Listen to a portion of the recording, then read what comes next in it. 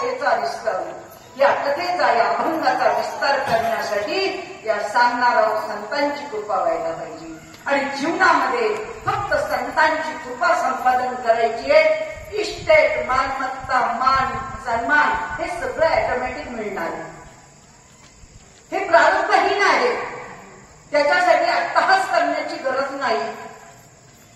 प्रारब्धाची जोडे धन, प्रारब्धाची वाढे मान. तो प्रारब्धाने वाढणार आहे. तुमच्या नशिबात असेल तर मिळेल, नाही तर मिळणार नाही. पण त्याच्यासाठी एवढा अट्टहास काय करायचा आहे?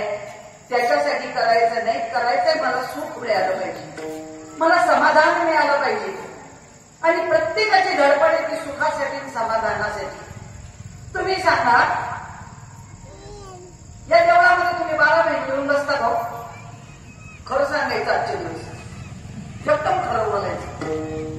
कोणी येणार नाही. आता नवरात्र म्हणून आहे. गणपतीच्या देवळात केव्हा जायचं?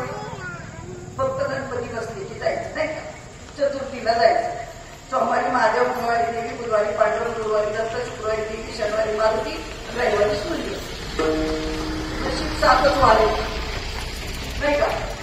7 वारांचे 7 देव वाटून दिले. 7 वाराचे 7 प्रश्न केले, अभंग केले, सगळा राडा वाढवून ठेवला. कुणी केला? आपणच केला. आपणच वाढून ठेवलं. त्यामुळे आपणच त्यामध्ये आलं. मुलांचं शिक्षण झालेलं नाहीये, त्यामुळे चुकलं, काही पाठा नसलं तर सांगत जातं. पण तुकाराम महाराज म्हणतात, सोडून या धन उत्तम प्राज्ञामुळे सत्य शपथ घेऊन सांगायचं प्रतिज्ञेवर की आज महाराष्ट्रभर, जगभर जे धन कमवायचं काम चालू आहे ते उत्तम प्रकारे आहे. घेणार आहे तसंच घेणार आहे. सगळ्यांनी भान केली, नशा चढली सगळ्यांना. सगळा बावटांचा बाजार झालाय. अरे साधू संतांनी काय लिहिलंय ना आपण काय करतोय. पण आपण काय कटाकटनं बाहेर निघायला तयार नाही. दोष तुमचा नाही. तुम्ही सोन्याहून पिवळे आहात. जगातला प्रत्येक माणूस सोन्याहून पिवळा आहे. त्याचं काहीच चुकत नाही. कारण त्याला मार्ग दाखवणारा वाटण्याने भेटत नाही. कारण गुरुवीनं कौम बतावे पाठ बडा विकट यमुना. या यमाच्या तावडीतनं सोडवणारा गुरु भेटला पाहिजे. आणि तर कसा पण हेच झाले. तू मानते, हा मानते, सब आणले का वजा. सगळा आकड्यांचा वाजा. आणि तुमचे गुरु, तुम्ही आमचे शिष्य, पाय पडा, आमची सेवा करा. जा पैशाचा उत्पाद, मठाला बांधले, देवळं बांधले, दिंड्या काढल्या, पैसा खाल्ला, काम संपलं. याच्यासाठी परमात्मा कुठं गेलेलं मला दाखवा ना. ज्ञानेश्वरी तुम्ही एका दाखवा, भागवतात एका दाखवा, हरिपाठात एका दाखवा. मी मनाची पैसे द्यायला तयार आहे तुम्हाला. फक्त मला सांगा की हे लोकांना फसवण्यासाठी परमार्थ करायचा आहे का? नाही. अंत साधू संतांनी परमार्थ सांगितला, पण कशासाठी? जगाची आवडते. त्यांच्या गळ्यात माळ आहे. कुठल्याही संतांचा देवाचा फोटो पहा, त्याच्या गळ्यात माळ आहे. मग त्यांनी माळ कशासाठी घातली याचा विचार रात्रभर करा. मी सांगते आज मुक्कामाला, त्यांनी माळ कशासाठी घातली असेल? देशमुक्तीसाठी घातली असेल. अरे जे महात्मे अवताराला आले त्यांच्या गळ्यात माळ आहे, तर आमच्या गळ्यात माळ आहे. पण कशासाठी? आम्हालाच काय आहे जाणून देणार नाही, आम्हाला सांगितलं नाही की ही माळ कशासाठी. तुळशीची माळ नवरीचे कंठी, नवरा वाटपाठी वैकुंठी. त्याला आपला नवरा करायचे, त्याच्याशी आपल्याला लग्न करायचे, त्याच्याशी बंधनात ऐकून घ्यायचे, त्याला आपला सोयरा करायचे. रोग प्रमाणे आम्ही देतो. देव तो सोयरा करी आता बापा सहित आता स्वार्थ अनाथाचा आठ सांगी पडता.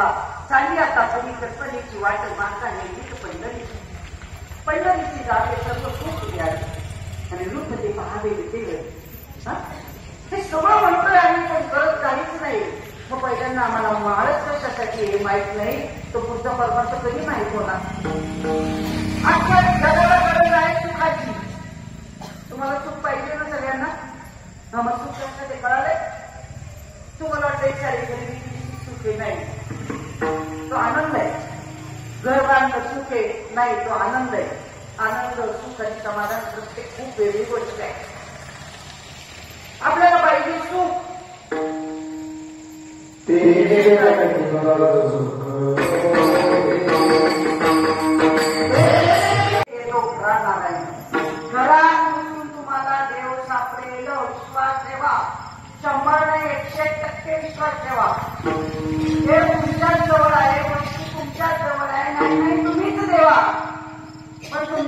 विश्वास नाही, कारण मला पटवून देणारा, अनुभव आणून देणारा भेटला नाही.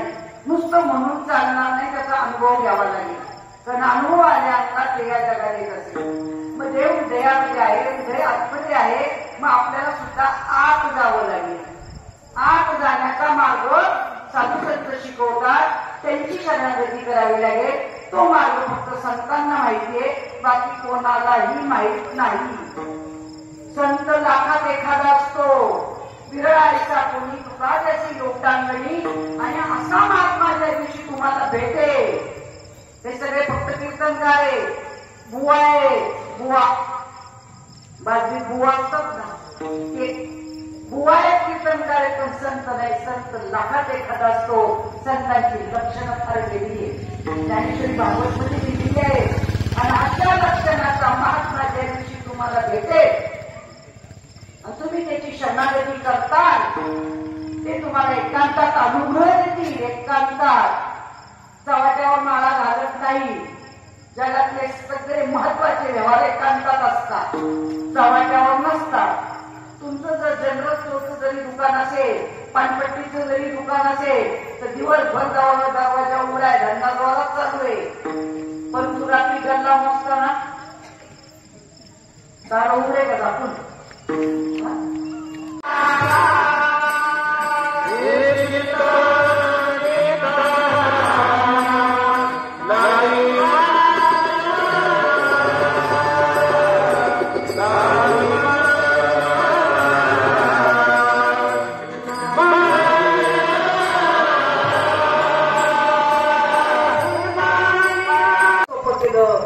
सर्वांनी सोपे पण शहाणा तो धनी घेतात.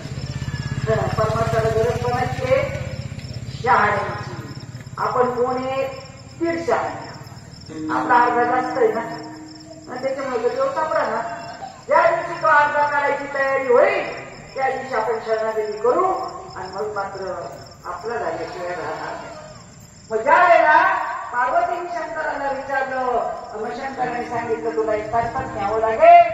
अमरनाथच्या गुहेमध्ये नेलं, क्षीरसागराच्या काठावर नेलं, डमरू वाजवला, असं की निरामय शांतता केली, वर्णन वाचा. सगळे पशु पक्षी हकलून लावले, आणि पार्वती मातेला समोर बसवले. एवढं पवित्र ठेवला पाहिजे ना. तुमचं आमचं नाही सांगत मी, गाण्या बापाचं गल्ली गोळाच्या ग्रंथागर सेवकाचं नाही सांगत आहे. पार्वती मातेला समोर बसवलं आणि अनुग्रह द्यायला सुरुवात केली. वातावरण निर्मिती लागते, गळ्यात माळ घालणं सोपी नाहीये. तुम्ही लावायचं खाऊ वाटलं की टाकायचं पुन्हा खायच्या, झाला बोकडा सारखा तयार नाही का. विचार करण्यासारखी गोष्ट आहे. कोरोना म्हणतात डॉक्टरने आम्हाला सांगितलं काढून टाका, तुमच्यात ताकदच नाही राहिली. आमची कुठे गेली? आम्हाला तर नाही राहिलं असं काही डॉक्टर, आणि भेटणार बी नाही. आणि भेटला तर त्याला म्हणून पहिलं तुझं सगळं मेडिकलचं पुस्तक काढ, अख्खा मेडिकल सायन्सचं पुस्तक काढ, त्याच्यामध्ये कुठे गेलेलं मला दाखव की नॉनव्हेज खायचे. कारण शाकाहारी वाडी भगवंतांनी बनवलेली, तिला चालतच नाही. याची सगळी लक्षणं वेगळी आहेत. दात वेगळे, ओठ वेगळे, डोळे वेगळे.